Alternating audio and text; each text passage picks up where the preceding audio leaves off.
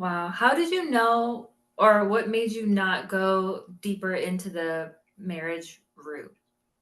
If I had another, if she was a real client, I would touch, I thought of doing that during the testing, but then I could tell she was too tired and she had already gotten enough.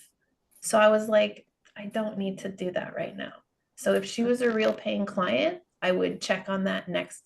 That it could undo itself now because Right. she gave herself a rest. It could just be that she goes into her marriage and is like, fuck this, I'm out of here. She could go back and make progress with her husband. She realizes they're different people. Maybe they need a conversation. A lot of things could happen. That's not what she really told me her purpose was in coming today. So I didn't make it central, but I would check on it next time. Okay. It did cross my mind in the last 30 minutes of that session. Should I ask? Should I check? And I got a strong no. Okay. Don't take people away from their resource if they're in it. Like, let that become the dominant experience because that will potentially solve all of their problems.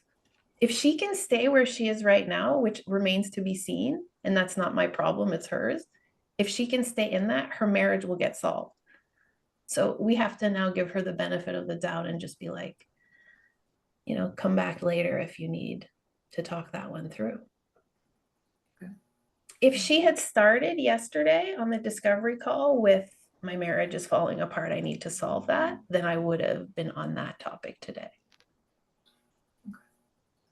Cool.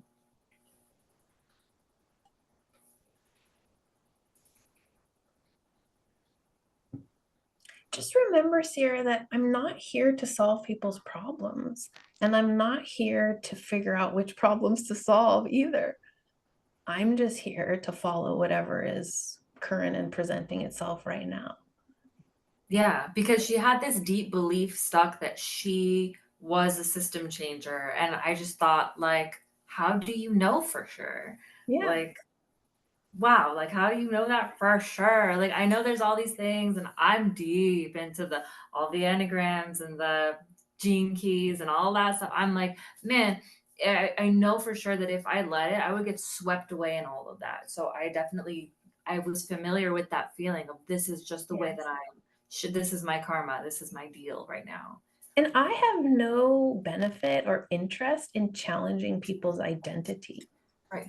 Like, if that's what they want, if that's who she didn't Yeah. come here for me to take that away from her. Right. So why Yeah. would I do that? I will give her perspective on it. And I was kind of hard on her. Like from minute 45 to minute like 75, I was a little bit harsh. I was like, okay, so you know all this stuff and yet you can't figure out how to use it. Yeah. Like, what are you talking about? And I mean, that was the point of it was like, put your feet on the ground, like be a system changer if you need to be, but be rational and do it in an orderly way. But I'm not going to say you're not that or explain to me why you are, because then we're just having like a, argument Yeah. basically. And moreover, what does it help? Like my position is helping. So if she's that, I want her to be more of that. I want her to enjoy that more. I want her to figure out a way to sell that. Okay. So it's not identity level things, I think, usually, unless they lead to, I'm a victim, I need to, Right. negatives. That's great when people know who they are. I want them to be who they are, and I want to help them be more of who they are. And that's true for her, by the way. I've known her for a Yeah. decade or more. She is a system changer. She is a revolutionary. She is going to have one of the biggest businesses that I've trained so far. I'm absolutely sure. So she's right. Yeah. It just has to be serving her like in the best way. Yeah. What's the point of thinking that you're X or Y, but not being able to do shit with it? That doesn't make any sense. Yeah. Like, adjust your perspective so that you get what you want. Yeah. Did you also notice how much storytelling and anecdote there was in that?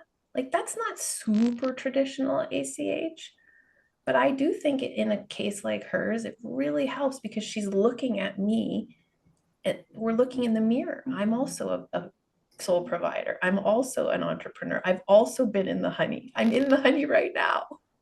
Like I can see that very clearly.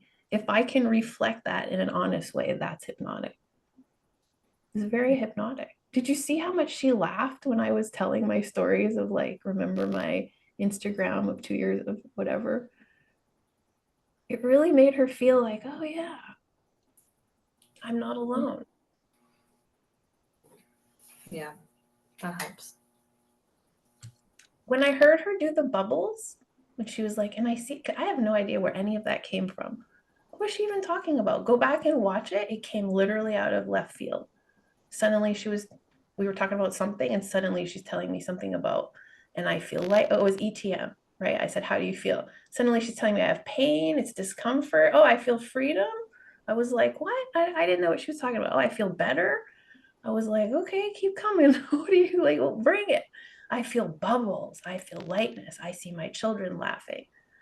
I still don't know what's going on, but all I know is now I've picked up on the essence of where she's going. And then I just kept using that. And when you watch it again, you'll see that I use bubbles in the very last 5 minutes of that because I know that's her most impressionable part of the session. And I really want her to remember that that was her own. That's Yeah. ACH to me, is like, oh, you gave me something. I take it. I put it in my little thing here, and then I'll give it back to you. That's a lot of how I see the session going. I'm like foraging for nuts. I have all my nuts here, and then I'll sprinkle them back at you. That's hypnosis. Yeah. I mean, what happened right there? I don't know.